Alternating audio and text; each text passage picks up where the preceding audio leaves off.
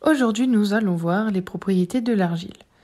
Donc, l'argile est une substance vivante qui agit avec discernement, donc elle va là où est le mal, et qui empêche la prolifération de microbes et de bactéries pathogènes, favorisant du coup la reconstitution cellulaire. Donc, elle a plusieurs propriétés. La première, c'est le pouvoir absorbant et adsorbant. Donc le pouvoir absorbant, c'est le fait d'attirer à elle certaines substances dans son volume, un peu comme l'éponge qui absorbe l'eau ou le papier buvard qui absorbe l'encre. Ça fait du coup une action dépurative.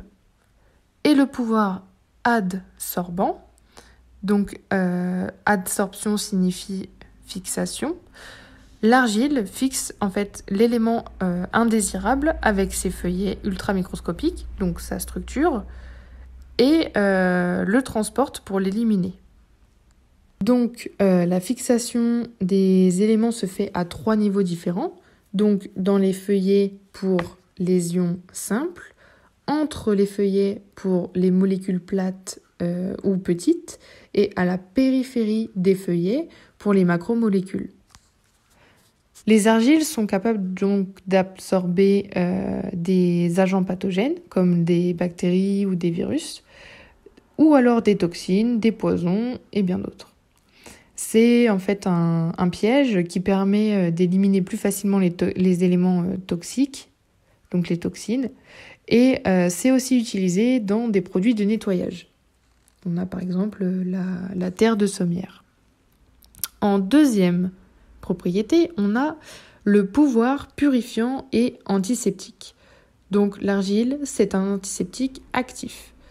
Donc de façon curative, elle peut détruire le développement de germes pathogènes et tout en neutralisant leur activité.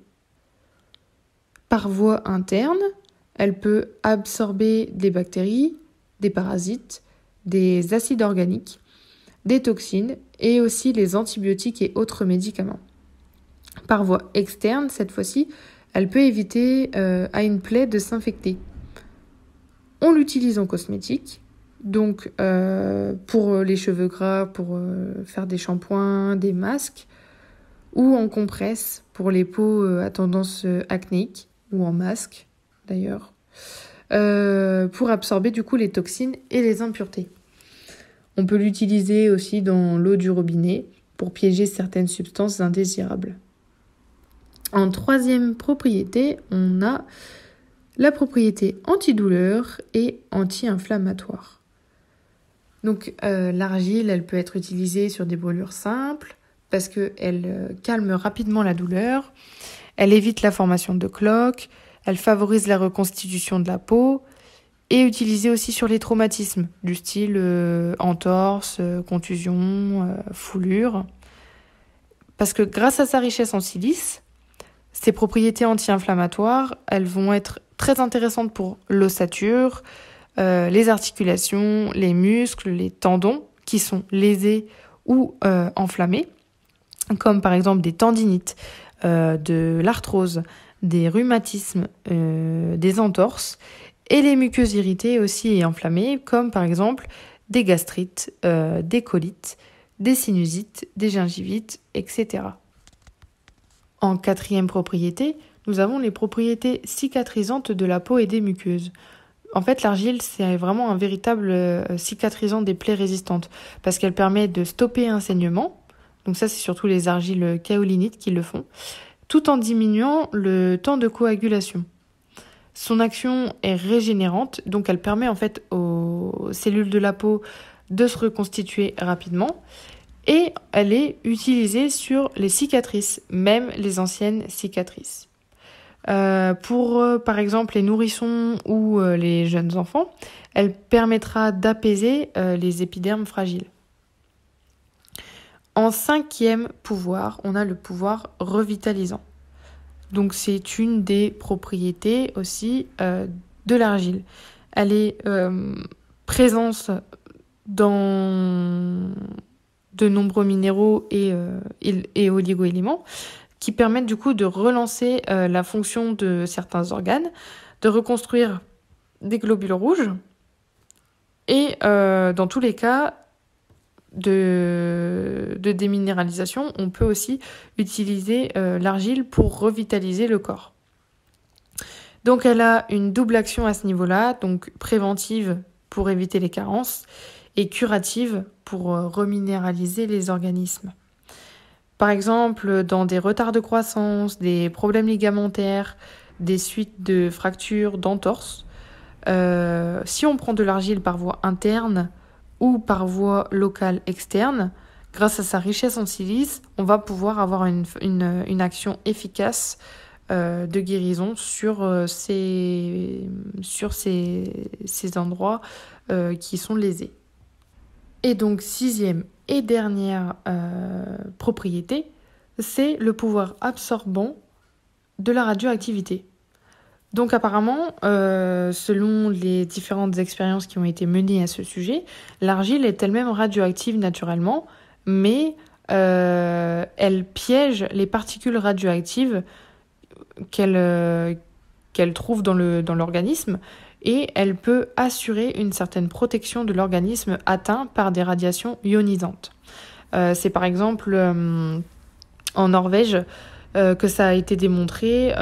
Ils ont ajouté en fait 2 grammes d'argile par kilo de poids à la ration journalière des vaches et ils divisaient du coup par 10 la concentration des radionucléides présents dans leur lait. Ensuite, on a une autre expérience qui a été faite en Italie où des chercheurs ont mis des brebis sur un sol artificiellement chargé en césium-137, qui est un élément radioactif. Et en parallèle, ils ont donné de l'argile aux brebis dans leurs eaux de boisson. Donc ils ont démontré ainsi que l'argile retenait les radionucléides dans tout le trajet du corps des brebis. Et en fait, l'argile évacuait sans que les animaux soient contaminés les éléments radioactifs. Il faut savoir par contre que si l'argile piège virus, bactéries, radionucléides, etc., elle ne piège pas le chlore, les nitrates et le cholestérol qui sont, eux, piégés par le charbon.